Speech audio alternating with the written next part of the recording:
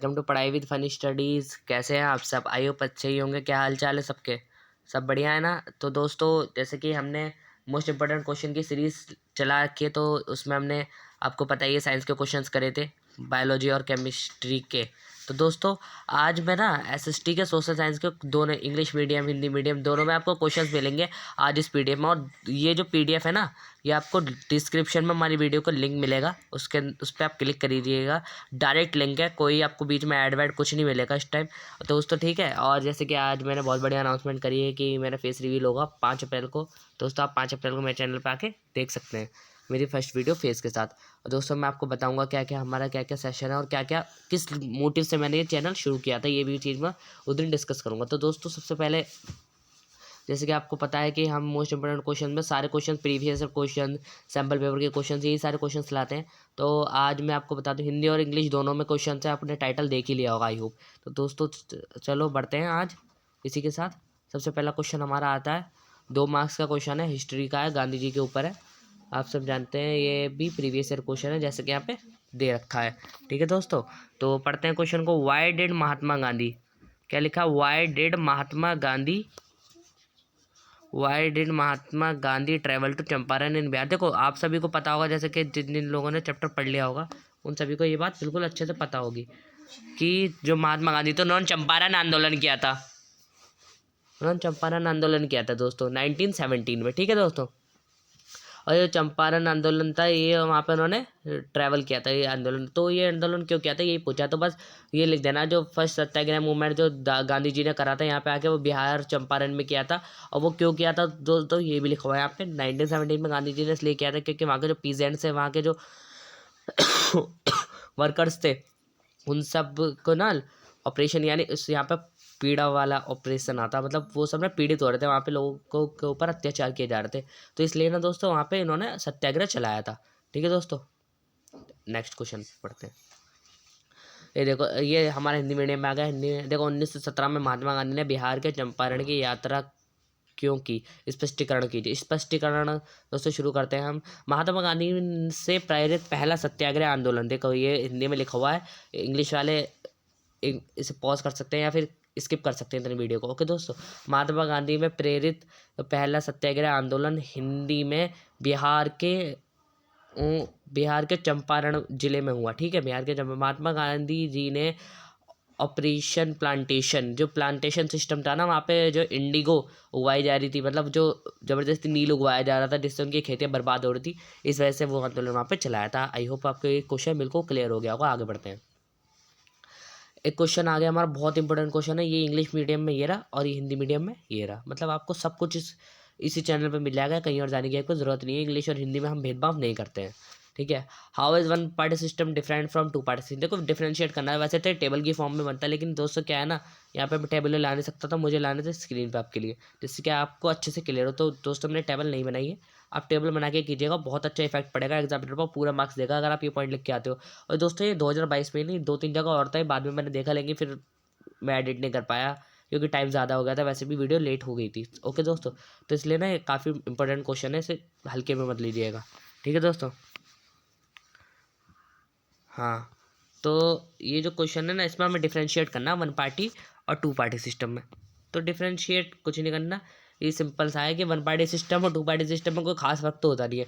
One party system में सिर्फ एक ही गवर्नमेंट रन करती है, जैसे कि उसका एग्जाम्पल भी देना है इसके अंदर, जैसे कि चाइना, यहाँ पे लिख दिया कम्युनिस्ट पार्टी जो चाइना की, वहाँ पे एक ही पार्टी रूल करती है। ठीक है। And two party system, only two parties have a serious chances of winning. जो मेजोरिटी होती है ना इसमें, वो ओनली टू पार्टीज के क्या कहते हैं अधीर, या मतलब उनके पास ही रहती है, दो पार्टीज के पास ही रहती है, मतलब या कभी तो उसके पास चल जाती है पावर, कभी इसके पास पावर आ जाती है दोस्तों, बस यही होता रहता है इसमें। और टू पार्टी सिस्टम का चलता है हमारे यूनाइटेड स्टेट्स में एंड यूनाइटेड अमेरिका में। अब हिंदी मीडियम वालों के लिए, ओ सॉरी, हिंदी मीडियम वालों के लिए एक सेकेंड,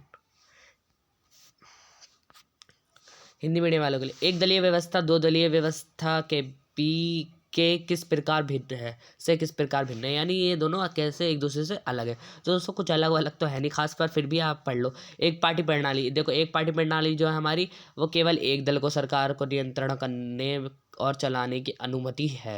मतलब वहाँ पे ना एक ही सरकार जो है वो नियंत्रण रखती है पूरे देश पे, और एक ही सरकार का सिक्का पूरे देश पे चलता है दोस्तों, ठीक है। ये गैर लोकतांत्रिक प्रणाली है, और ये क्या कहते हैं, कोई डेमोक्रेटिक पार्टी का एग्जाम्पल नहीं है बिल्कुल भी। और ये कम्युनिस्ट पार्टी हमारी शासन करती है चाइना में, इसी बेस पे, एक दलीय पार्टी सिस्टम पे। और दो दलीय पार्टी सिस्टम जैसे कि मैंने आपको इंग्लिश में भी बताया, आप हिंदी में सुन लीजिए। दो मुख्य पार्टियों के पास सरकार बनाने के लिए बहुमत बीच में जीतने का गंभीर मौका हो रहता है। मतलब बहुमत उन दो पार्टियों पे ही जाती रहती है, उन दो पार्टियों पे ही जाती रहती है, ठीक है दोस्तों। जैसे कि हमारा अमेरिका में होता है और यूनाइटेड किंगडम में होता है। वहाँ पे रिपब्लिक पार्टी और एक पार्टी और है, उन दोनों पार्टियों के बीच में सत्ता चलती रहती है। जैसे कि पहले शायद डोनाल्ड ट्रंप की थी, अब जॉन, क्या नाम है उनका, जो बाइडन की है। ओके दोस्तों, ऐसे मतलब दो ही पार्टी हैं वहाँ पे, और उन्हीं के बीच में सत्ता इधर उधर घूमती रहती है। ओके दोस्तों, आगे बढ़ते हैं। How is chemical industry in India diversified, explain. देखो, जो भारत जो केमिकल इंडस्ट्री है ना, वो क्या कहते हैं, डाइवर्सिफाइड कैसे है इंडिया के अंदर, डाइवर्सिफाइड यानी क्या कहते हैं, फैली हुई कैसे है एक तरीके से, समझे। इसका मतलब यही है कि कैसे उनकी जो संस्कृति है वो कैसे बढ़ी है ना, ठीक है। डाइवर्सिटी उनकी कैसे इंक्रीज है ना। It comprises both large and small manufacturing units, ये दोनों में होती है दो। इसके अंदर है ना दोनों ही होते हैं, हमारे बड़े और छोटे दोनों ही, मतलब big and small and large दोनों ही तरीके के मैन्युफैक्चरिंग यूनिट्स होते हैं। और इसके अंदर ना रैपिड ग्रोथ होती है हमारी इनऑर्गेनिक और ऑर्गेनिक सेक्टर्स दोनों की, ठीक है। रैपिड ग्रोथ, बहुत जल्दी जल्दी ग्रोथ होती है इसके अंदर हमारे, क्या कहते हैं, हमारे फॉर्मल और इनफॉर्मल, सॉरी, इनऑर्गेनिक और ऑर्गेनिक सेक्टर्स के साथ, ठीक है दोस्तों। भारत में रासायनिक उद्योग, अब हिंदी मीडियम वालों को भी इसमें यहीं पे लिख दिया मेरा, भारत में रासायनिक उद्योग किस प्रकार विविधीकरण है। तो रासायनिक उद्योग कैसे अलग अलग होते हैं, देखो, विविधीकरण है व्याख्या की, मतलब वो कैसे विविधता से भरे हुए हैं या उनकी संस्कृति चल रही है। इसमें बड़े छोटे दोनों प्रकार के निर्माण इकाइयाँ शामिल होती हैं, ठीक है। अकार्बनिक और जैविक दोनों क्षेत्रों में तेजी से विकास दर्ज किया गया है, ठीक है। अकार्बनिक और जैविक मतलब जो ऑर्गेनिक या इनऑर्गेनिक, मतलब ये होता है कि ऑर्गेनिक या जिंदा और मुर्दा, इन दोनों में ही क्या कहते हैं तेजी से विकास इसमें दर्ज किया जाता है, ठीक है दोस्तों। आगे बढ़ते हैं। तो दोस्तों, स्वयं सहायता समूह, जैसे कि मैंने अभी इंग्लिश में बताए थे, और एक बार और छोटा सा रिवाइज करा हूँ स्वयं सहायता समूह को, कि ये इंपॉर्टेंट क्वेश्चन है दोस्तों, 3 मार्क्स का, ठीक है।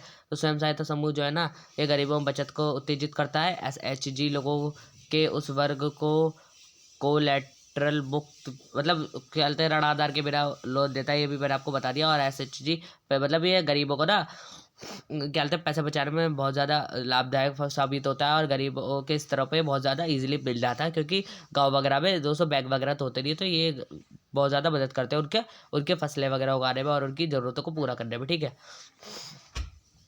1 मार्क्स से क्वेश्चन दोस्तों डिस्कस कर लेते हैं हम। ये मोस्ट इंपोर्टेंट MCQs में से मैंने उठाए हैं, जो प्रीवियस ईयर में भी आ चुके हैं, सब लिखा हुआ 2020 में आया, 2016 में आया, और 2020, 2016 और 2020 में आया हुआ, ऑल इंडिया में आया, और CBSE दिल्ली में आया। देखो मैं लिख देता हूँ, अब मैंने लिख रखे हैं यहाँ पे सबके सब, ठीक है, ठीक है। सबसे पहला तो सबको ही पता होगा, हु रोट वंदे मातरम किसने लिखा, तो सबको पता है, बंकिम चंद्र चट्टोपाध्याय, लेकिन ये ऑल इंडिया में क्वेश्चन आया था, इसलिए मैंने यहाँ पे लिख दिया। 1804 में एक कोड आया था, उस कोड का नाम बताना फ्रांस के अंदर, जिसने इक्वालिटी स्थापित कर दी थी। वो कोड था द नेपोलियनिक कोड। दोस्तों, नेपोलियन वो कोड तो ले आया था, पर उसमें कई तरीके के डिफ्रेंशिएट, मतलब समानता तो थी, पर मतलब इक्वालिटी तो थी, पर अनइक्वालिटी भी थी। और इक्वालिटी आप मुझे बताइए, ठीक है। एक नेशनल लेवल पार्टी जो है उसका नाम बताना है। Samajwadi party, Bharatiya Janata party, Congress party, और भी कई पार्टी हैं, तृणमूल कांग्रेस, और मायावती जी की पार्टी, हाथी वाली, नाम याद नहीं आ रहा मुझे उसका, वो वाली पार्टी, मतलब कई तरीके की पार्टी, उनका नाम बताना। तो मैंने ये 3 लिख दिया यहाँ पे एग्जाम्पल के तौर पे, आप और भी लिख सकते हैं, ठीक है, जो आपको याद हो। वंदे मातरम किसने लिखा, हिंदी वालों के लिए आ गया, इंग्लिश वाले वीडियो को यहाँ से स्किप कर सकते हैं। वंदे मातरम किसने लिखा है, वंदे मातरम हमारे बंकिम चंद्र चट्टोपाध्याय जी ने लिखा। 1804 में एक नागरिक संहिता लागू की गई थी, जो हमारे नेपोलियन बोनापार्ट ने की थी फ्रांस के अंदर, उसका नाम क्या था, नेपोलियन कोड। एक राष्ट्रीय स्तर की पार्टी का नाम बताना है, उस राष्ट्रीय स्तर की पार्टी का नाम है Samajwadi party, Bharatiya Janata party, Congress party. Okay दोस्तों, आगे बढ़ते हैं दोस्तों। देखो, ये मोस्ट इंपोर्टेंट क्वेश्चन आ गया, इंग्लिश वालों के लिए भी, हिंदी वालों के लिए भी। हिंदी वालों के लिए आगे है, ये रहा, हिंदी में लिख रखा है, लेकिन मैं अभी बता रहा हूँ, ये बहुत इंपॉर्टेंट क्वेश्चन है, 2016 में आया हुआ है। मतलब 2016 में नहीं आया, तो ये कई बार है। मैंने यहाँ पे एक्सेट्रा लिखा हुआ है, देखो यहाँ पे ETC लिखा हुआ है, नोटिस किया हो किसी ने, तो यहाँ पे ETC लिखा हुआ है, यहाँ पे ETC लिखा हुआ है, ठीक है दोस्तों। ETC का मतलब ये कई बार आ चुका है दोस्तों, ठीक है। क्योंकि दोस्तों ये बहुत इंपॉर्टेंट होती, आपको पता है 1991 में हमारी जो सरकार थी वो LPG लेके आई थी, लिबरलाइजेशन प्राइवेटाइजेशन ग्लोबलाइजेशन की पॉलिसी लेके आई थी, जिसके अंडर उसने ये कहा था कि जितने भी फॉरेन जो भी व्यापार है ना, जो MNCs है वो यहाँ पे आके हमारा फॉरेन ट्रेड कर सकती है और इजीली अपना ट्रेड को जो है बढ़ावा दे सकती है, ठीक है दोस्तों। ट्रेड को बढ़ावा दे सकते हैं, फॉरेन ट्रेड को, और इंडिया के अंदर आके वो अपने MNCs को लगा सकते हैं, ठीक है। तो इसे ही पढ़ते हैं। इसमें देखो क्वेश्चन दे रखा है थोड़ा ऐसे फॉर्मेट में दे रहा है। Barrier on foreign trade and foreign investment were removed on a large extent in India since 1991 justify the statement CBSE 2016 etcetera. मतलब 2016 में वो छोड़ो, देखो जो बैरियर्स लगे हुए थे, यानी जो हमारे बैरियर्स जितने भी बैन लगे हुए थे वो सब फॉरेन ट्रेड पे, वो सब फॉरेन इन्वेस्टमेंट पे, वो सब हटा दिए गए थे। मतलब हमारे जो विदेशी, या कह लो आप, हाँ हिंदी में तो हिंदी वालों को मैं बता दूंगा, छोड़ो। फॉरेन इन्वेस्टमेंट जितने भी थे ना, वो सब ना हमारे इसके बाद होने लग गए थे इंडिया में, क्योंकि ये बैन जो है हटा देगा। तो ये बैरियर कैसे हटे थे, ये लिखा हुआ है, देखो ये तो लिखा हुआ है द फॉरेन, ये तो मतलब लिखने का तरीका प्रेजेंटेशन का। The statement barriers on foreign trade and foreign minister was removed to a large scale extent in India since 1991 can be justified as follows, ठीक है। पहला पॉइंट है हमारा ड्यू टू दिस इम्पोर्ट, देखो अब वो बैरियर हट गया तो उसके बाद क्या हुआ, due to this import and exports code export easily flow between the countries. यहाँ पर कुछ और लिखा होना चाहिए था, एक मिनट, यहाँ पे कुछ और लिखा होता, सॉरी थोड़ी गलती हो गई। Due to this import and exports, इस इम्पोर्ट और एक्सपोर्ट की वजह से ना जो ईजिली जो था हमारा जो फ्लो था कंट्रीज़ के बीच में, इम्पोर्ट और एक्सपोर्ट हमारा दोबारा चालू हो गया। It allowed the local producer to compare with the products. अब जो हमारे लोकल जितने प्रोड्यूसर थे उन्हें अपने प्रोडक्ट्स को जो है ना बाहर की कंपनियों से कंपेयर करने का मौका मिल गया, जिससे उन्होंने अपनी जो प्रोडक्ट्स है ना उसमें बहुत ज़्यादा सुधार किया। जैसे सैमसंग इंडिया की कंपनी, उन्हें एप्पल के मोबाइल्स को देख के, एप्पल के मोबाइल से कंपटीशन करके आज बहुत बढ़िया कंपनी वो बन चुकी है, और बहुत बड़ी MNC भी कह सकते हैं उसे, ठीक है। Global MNC should setup their production, वही जो ग्लोबल MNC ने यहाँ पे आई है और नए नए प्रोडक्ट उन्होंने यहाँ पे लॉन्च किया और टेक्नोलॉजी को बहुत ज़्यादा बढ़ावा दिया है। अब आ जाता है हिंदी मीडियम वालों का। हिंदी मीडियम वाले देखो दोस्तों ईजिली समझाता हूँ। 1991 में क्या हुआ, विदेशी व्यापार के जितने भी अवरोध थे ना वो सब हटा दिए गए, जितनी भी बाधाएं हटा दी गई। और वो 1991 में क्यों हटाई गई, जिससे कि हमारे भारत की जो है अर्थव्यवस्था को बढ़ावा दिया जा सके। तो दोस्तों 1991 में वो सारी बाधाएं सबके सब हटा दी गई। उसे कहा गया उदारीकरण, निजीकरण, वैश्वीकरण की नीति, ठीक है। वैश्वीकरण चैप्टर से आपका क्वेश्चन है, ठीक है।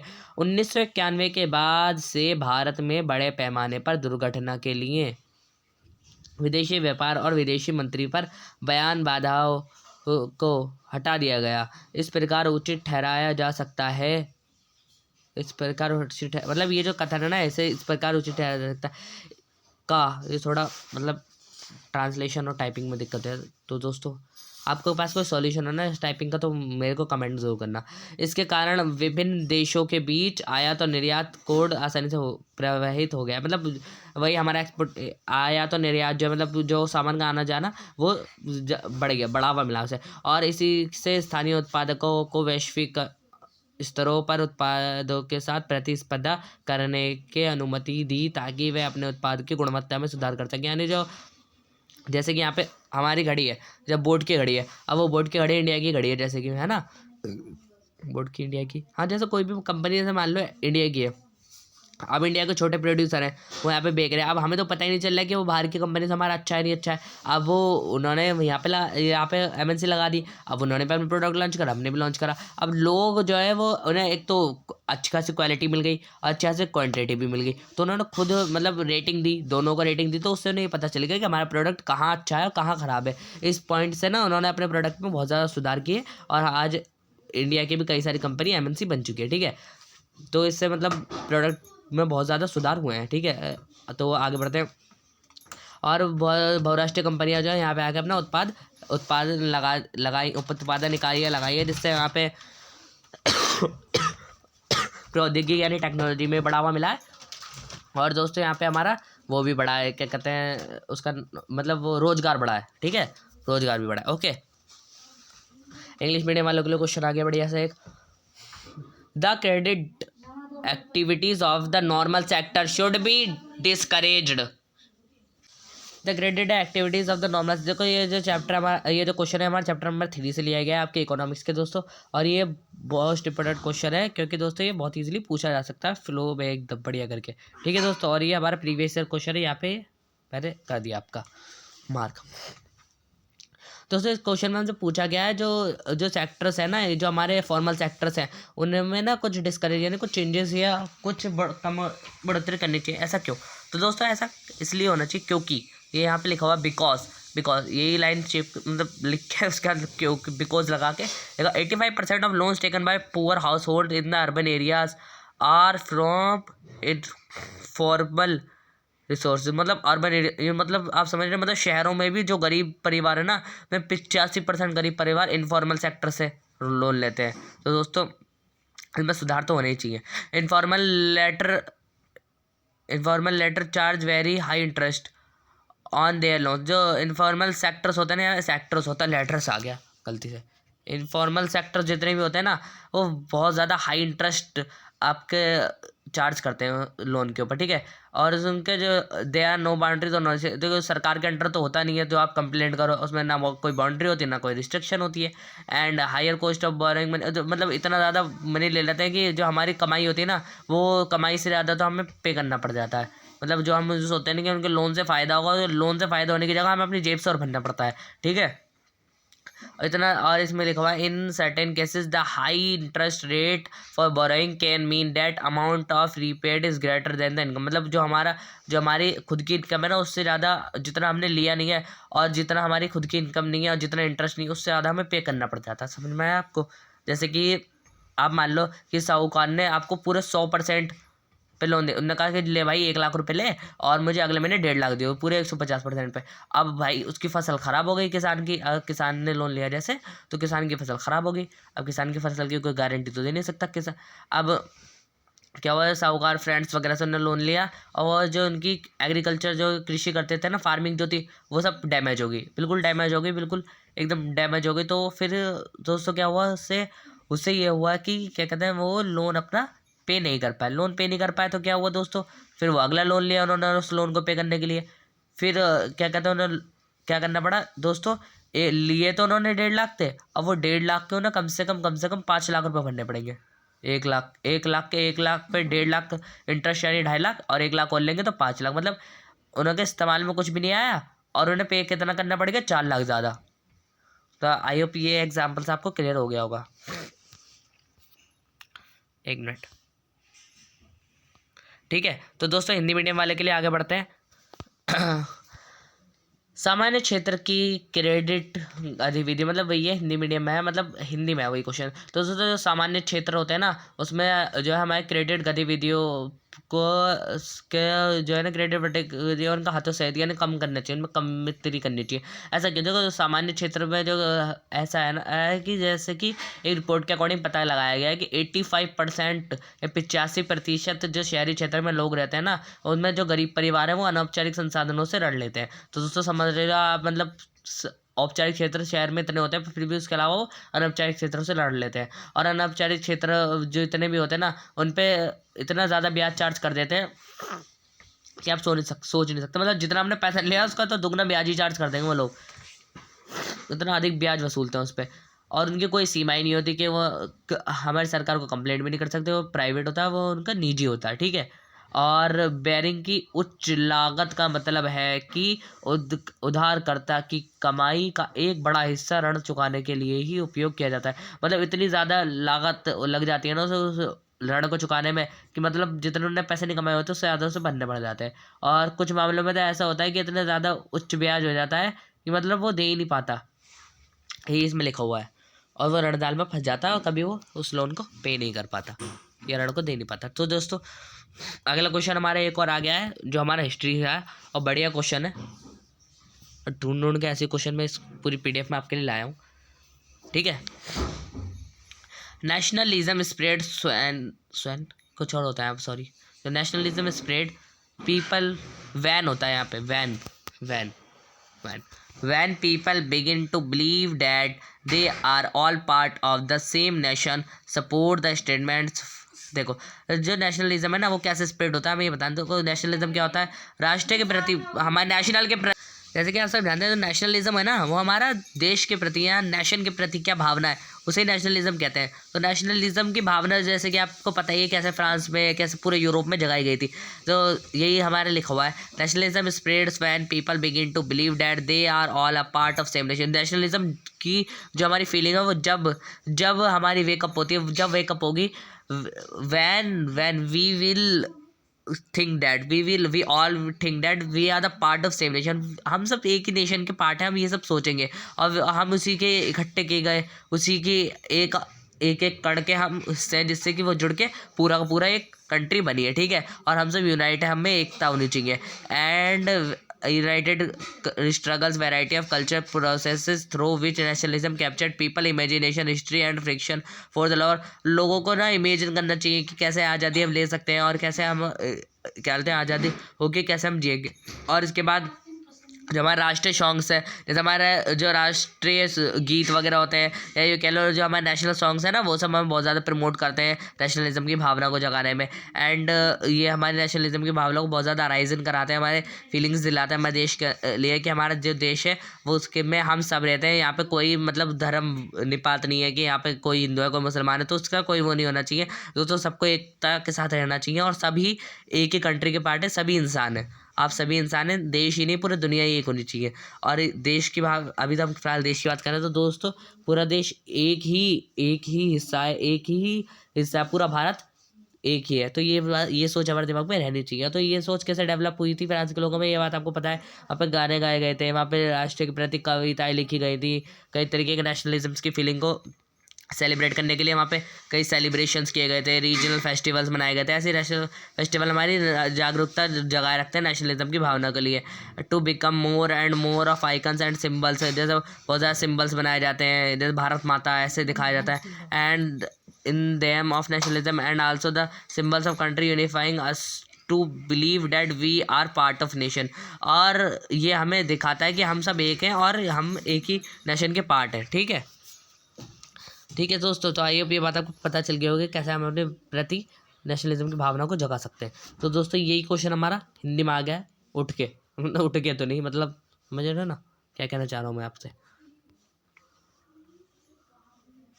इम्पोर्टेंट, राष्ट्रवाद का प्रसार स्वयं नहीं होता। स्वयं लोगों को यह मानने लगते हैं कि वह सभी एक ही राष्ट्र का हिस्सा हैं, कथन का समर्थन कीजिए। राष्ट्रवाद तब फैलता है जब लोग ये मानने लगते हैं कि वह सभी एक ही राष्ट्र का हिस्सा। राष्ट्रवाद जब फैलेगा जब ही हम मानेंगे कि हम सभी एक राष्ट्र के हिस्से हैं। अलग अलग माने कि नहीं हम तो हिंदू, हम तो मुसलमान, फिर राष्ट्रवाद कैसे फैलेगा? फिर तो टुकड़े हो जाएंगे दोस्तों देश के। इसलिए हमें देश को ना, ये अपने देश जो है वो हमारा ही वो है, हमारा देश है, तो हमें इसे जोड़ के रखना है, ना कि तोड़ के। कि हमें कभी भी धर्म निपात इन चीज़ों में बिल्कुल नहीं पड़ना दोस्तों। हमें हमेशा ये ध्यान रखना है कि हम एक ही देश के हैं और हमें एक ही देश में रहने वाले, एक ही देश के नागरिक हैं, और हमें इसी चीज़ को सपोर्ट करना है कि हम सभी भारतीय हैं तो हम भारत में ही रहेंगे। ओके दोस्तों, हमारे ज़बान पे कभी भी किसी धर्म का नाम नहीं आना चाहिए। हमारे ज़बान पे हमेशा भारतीय और राष्ट्रीयता आना चाहिए, ठीक है दोस्तों। हाँ, ये तो थोड़ी ज्ञान की बात हो गई, लेकिन फिर भी आगे बढ़ते हैं, है ना। एक ही सामूहिक जुड़ाव आंशिक रूप से संयुक्त संघर्षों के अनुभव को छोड़ देता है। देखो, एक सामूहिक जुड़ाव, यानी सामूहिक जुड़ाव होना चाहिए हमारे अंदर।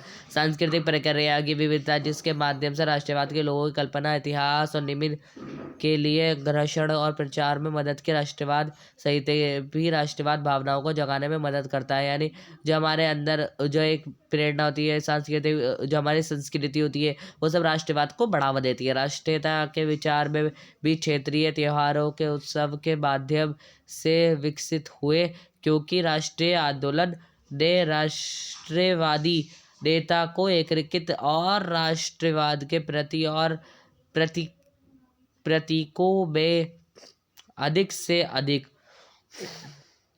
बनाने के लिए विकसित किया। और राष्ट्रवाद के प्रतीक देश हमें यह मानने के लिए एकजुट कर रहा है कि हम राष्ट्र का हिस्सा, मतलब हमारे देश के सिंबल, देश का फ्लैग, मतलब सॉरी इंग्लिश में आ गया हमारे राष्ट्र का झंडा, हमारे देश के जितने भी चिन्ह है, ये सब अभी ये बताते हैं। और हमारे जितने भी राष्ट्रीय त्यौहार है, हमारे धार्मिक त्यौहार है, ये सब हमें ये बताते हैं कि हम विविधता वाला देश हो गए, हमारे सब एक है, हम सब एक ही देश के साथी, हम एक ही देश के नागरिक है दोस्तों। ठीक है, बस यही था इस क्वेश्चन में। Describe the process of unification of Germany. दोस्तों इतना इंपॉर्टेंट क्वेश्चन है, मतलब समझ लो कितनी बार, इतनी बार लिख दिया मैंने फिर भी ईटी से आ रहा है, ये समझ लो हर क्वेश्चन पेपर में था ये। 2014 तक के मैंने क्वेश्चन पेपर देखे, 2022 से लेके 2014 तक के सब में था, सब में, यूँ समझ लो मैंने लिख दिया बस। एंड ये एक्सेट्रा, मतलब बहुत इंपॉर्टेंट क्वेश्चन है, आएगा ज़रूर, 100% आएगा। और ये आपके अब की बार आपके क्वेश्चन उसमें भी आया था, क्या नाम है, सैम्पल पेपर में भी आया था। ठीक है दोस्तों, अरे पता नहीं क्या हो गया इसमें, 1 मिनट, हाँ हो गया। ठीक है, पढ़ते हैं। सबसे पहले आपको बताया 1848 में सबसे पहले हमारा क्या किया गया, जो 39 स्टेट्स थे उन्होंने ये देखा कि हाँ हमें जर्मनी को एकीकृत करना, तो उन्होंने क्या करा, कोशिश करी, पर जो हमारी असेंबली थी उसे हटा दिया गया। फिर इसके बाद क्या हुआ, they all were surprise by, जो हमारे प्रूसिया था उनने बहुत ज़्यादा मदद करी, प्रूसियन फार्मर्स वगैरह ने, रूरल्स ने, मिलिट्रियंस ने बहुत ज़्यादा मदद करी जर्मनी के यूनिफिकेशन में। फिर इसके बाद प्रूसिया ने हमारे जो है वो लीडरशिप संभाल ली हमारे जर्मनी को एकीकृत कराने में, मतलब जर्मनी की यूनिफिकेशन कराने में हमारे प्रूसिया ने कमान संभाल ली कि लाओ अब हम कराएंगे, वो बन गया रॉकी भाई। ठीक है, it's chief minister auto Bismarck, जो उनके chief minister auto von Bismarck होता, थोड़ा मतलब आप कर लेना, ऑटो बिस्मार्क आ गया, Otto von Bismarck had architected the process in 7 year, मतलब उन्होंने 7 साल तक लड़ाई लड़ी, 3 वॉर लड़े, किस किस से, ऑस्ट्रिया से, डेनमार्क से एंड फ्रांस से। बहुत इंपॉर्टेंट चीज़ है, अलग से अंडरलाइन, आप गलत समझोगे। This way Germany was unified with William one as the German emperor. तो 1871 में बहुत ज़्यादा मेहनत करने के बाद जो जर्मनी था हमारा वो एकीकृत हो गया, और हमारे ओटोमन बिस्मार्क जो थे उन्हें ही वहाँ का, नहीं विलियम ऐसे कुछ नाम था उनका, उन्हें वहाँ का राजा बना दिया गया। आप बताना मुझे इसका आंसर, ठीक है, इसका आंसर आप बताना। तो यहाँ पे नाम लिखा ही है, आपको दिख गया होगा वैसे, पर ये विलियम जो थे ये आपको इतना तो दिख ही रहा है, तो दोस्तों ये बताना है फर्स्ट थे या सेकंड थे या थर्ड थे, ये मुझे कमेंट बॉक्स में आप बताना है। ठीक है, यहाँ पे लिखा हुआ है वैसे तो। ठीक है, आगे बढ़ते हैं, जो समझता है वो तो बता ही देगा। ठीक है, और वीडियो कार्ड में बता दूंगा। चलो जल्दी से पढ़ते हैं दोस्तों, टाइम नहीं है बिल्कुल भी, 2-3 क्वेश्चन बचे हैं अभी हमें, और फटाफट में 30 मिनट के अंदर इसे कवर ही करना है। तो जर्मनी का एकीकरण कैसे हुआ, सबसे पहले 1848 में हमारी नेशनल असेंबली बनाई गई, लेकिन वो सुबह ऐसा भंग कर दिया गया। उसके बाद जो कुलीन शासक और पर्शिया के जितने भी लोग थे उन्होंने बहुत ज़्यादा समर्थन किया इसका, लेकिन फिर इसके बाद हाँ उन्होंने समर्थन किया इस चीज़ का, हमारे एकीकरण करने का, और उन्होंने बहुत ज़्यादा मेहनत करी। फिर इसके बाद में प्रूशिया ने जो है ना नेतृत्व ले लिया कि हाँ हम कराएंगे इसे आज़ाद। फिर इसके उनके मुख्यमंत्री जो ओटोमन बिस्मार्क, उन्होंने 7 साल में 3 युद्ध लड़े, किस किस से लड़े, ऑस्ट्रिया, डेनमार्क एंड फ्रांस से लड़े। ठीक है, 3 युद्ध। ठीक है, 1871 में हमारे विलियम प्रथम वहाँ के सम्राट बन गए, एक विलियम वन, लो लिखा हुआ आ गया, लो पता चल गया। ठीक है, आगे बढ़ते हैं। आखिरी क्वेश्चन आ गया दोस्त, हमारी वीडियो को फटाफट से डिस्कस कर लेते हैं। आप कह रहे हो इसका आंसर का है, क्वेश्चन ये रहे दोनों, और आंसर ये रहे, ये इंग्लिश में आंसर और ये ना हिंदी में आंसर। अभी पढ़ेंगे, बड़ा बेहतरीन सा क्वेश्चन है, इतना इंपॉर्टेंट क्वेश्चन है ना, अंडरलाइन कर दिया मैंने, बहुत ज़्यादा इंपॉर्टेंट क्वेश्चन है। ठीक है, हाँ तो दोस्तों इसमें पूछा गया है जो जो हमारी मल्टीनेशनल कॉर्पोरेशन हैं वो कैसे हमारे क्या बोलते हैं देशों को कंट्रोल करें, और वहाँ पे कैसे अपने प्रसारियाँ फैल रही हैं। तो दोस्तों फटाफट से इंग्लिश और हिंदी दोनों में एक साथ ही करूँगा इसे, क्योंकि मुझे 2 मिनट के अंदर वीडियो को कंप्लीट करना ही है। ठीक है, देखो एमएन से सबसे पहला उनका तरीका है कि वो डायरेक्ट बाय कर लेंगे हमारे अनदर हमारी जो प्रोडक्शन, जैसे हमारा वॉलमार्ट ने फ्लिपकार्ट को खरीद लिया, ऐसे वो पूरी कंपनी को खरीद लेती है। और उससे अगला तरीका वो पार्टनरशिप कर लेती हैं। उससे अगला तरीका वो लोकल कंपनी से रॉ मटेरियल्स मंगाती हैं। उससे अगला तरीका वो क्या कहते हैं छोटे मोटे जो वो है उनसे कंप्लीट कर लेती हैं, उनसे हाथ मिला लेती हैं। और इसके बाद उससे अगला तरीका वो उनसे छोटे मोटे जो वो है हमारी लोकल कंपनी से उनसे कम्पीट करती है, उन्हें ख़त्म कर देती है, वहाँ पर अपना प्रसार कर लेती है। ठीक है दोस्तों, यही है। और यही है बहुराष्ट्रीय निगम जो क्या करती हैं वो सबसे पहले पार्टनरशिप करती हैं, और फिर या तो ख़रीद लेती हैं या फिर क्या कहते हैं उन्हें ऑर्डर देती हैं, और या फिर एमएनसी स्थानीय कंपनियों से मिल के साथ मिलकर पूरा कर रही हैं, और उनके साथ मिल कर पूरा करती हैं, स्थानीय कंपनियों के साथ जुड़ जाती हैं। ठीक है, उन्हें ख़रीद लेती हैं, उनमें शेयर्स ले लेती हैं, ऐसे ही करके तो वो बढ़ जाती हैं। ठीक है दोस्तों, हाँ दोस्तों, तो आई होप आपको ये पूरा सेशन बहुत अच्छा लगा होगा। तो इसकी PDF मैं आपके सामने सेव कर रहा हूँ, देखो ये सेव कर देता हूँ मैं। ये तो मेरा गलत खुल गया, 1 मिनट को टैब खुल गया, 1 सेकंड रुक जाओ बस, मैं हटा देता हूँ। शो हो रहा होगा आपको, सेव कर दिया मैंने, ठीक है। तो दोस्तों आई होप आपको ये सेशन बहुत अच्छा लगा होगा। बहुत बढ़िया क्वेश्चंस थे दोस्तों, सारे प्रीवियस ईयर क्वेश्चन थे और बहुत ही ज़्यादा इंपॉर्टेंट क्वेश्चन थे, रिपीटेड क्वेश्चंस थे, सारे मैंने करा दिए इस वीडियो में दोस्तों। इसलिए आप मेरे चैनल को सब्सक्राइब कर दो दोस्तों। पूरी वीडियो में कहीं भी आपको सब्सक्राइब का आइकन भी नहीं दिखा होगा दोस्तों, क्योंकि मैं सिर्फ आपकी मदद करना चाहता हूँ, इसलिए मैंने ये वीडियो आपके लिए बनाई थी दोस्तों, ठीक है दोस्तों। तो दोस्तों आज का सेशन अब यहीं पे ख़त्म करते हैं। वेल आपको जैसे तो पता ही है मेरा नाम फवाद मलिक है। और दोस्तों मैं एक बात और बताना चाहता हूँ आपको, 5 अप्रैल को आप मेरी वीडियो देखना ज़रूर आना, जिसमें मैं अपना फेस रिवील करूँगा। और विलियम प्रथम उनके राजा का नाम था, ऐसे बीच में रिवील हो गया था और मैंने ये बात आपको बता दी है। Okay bye, take care. जब तक के लिए एक ही बात कहूँगा, आप सभी बोर्ड एग्जाम में अब की बार फोड़ दे।